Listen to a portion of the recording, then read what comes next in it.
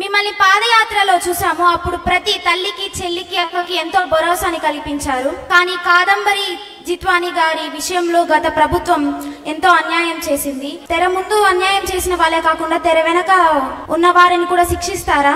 అలానే ప్రతి చెల్లికి భరోసా కల్పించేందుకు ఎటువంటి కార్యాలు చేపడుతున్నారు? అమ్మా, రెండో ప్రశ్న మొదటి సమాధానం చెప్పాల్సిన అవసరం.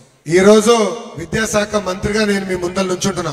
ఆనాడు అడుగడుగున పాదయాత్ర నేను చెప్పా, కేజీ నుంచి పీజీ వరకు విద్యని బలోపేతం చేయాలి, కరికులం ని బలోపేతం చేయాలి. కేజీ నుంచి పీజీ వరకు ఒక moral responsibility, social responsibility, civic responsibility తీసుకురావాలని చెప్పా. కరికులం లో ఉండాలని చెప్పా. మహిళల్ని గౌరవించాలనేది నరనరాలు ఎక్కించాలి, అప్పుడే సమాజంలో మార్పు వస్తుందని చెప్పా. అది మేము వచ్చే సంవత్సరంలో అకాడమిక్ ఇయర్ మేము ప్రవేశపెట్టబోతున్నాం. బలమైన చట్టాలు ఇప్పటికీ ఉన్నాయి తల్లి, కానీ ఆ చట్టాలని గతంలో అమలు చేయాల. గత ప్రభుత్వం ఆ చట్టాలు కొంతమందికి చుట్టాలుగా మారినాయి తల్లి. దానివల్ల ఇలాంటి ఘటనలు జరిగినాయి.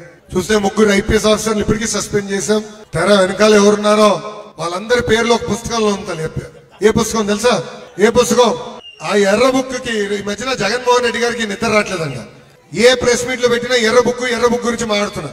మళ్ళీ ఫేక్ జగన్ గారికి చెప్పదలుచుకున్నా. నేను ఏం చెప్పాను తల్లి, బంగారు పాలెం మీటింగ్ లో నేనేం చెప్పానంటే, ఏ అధికారులైతే చట్టాన్ని ఉల్లంఘించి ప్రజల్ని, కార్యకర్తలు ఇబ్బంది పెట్టారో వాళ్ళని నేను వదిలిపెట్టానని చెప్పిన.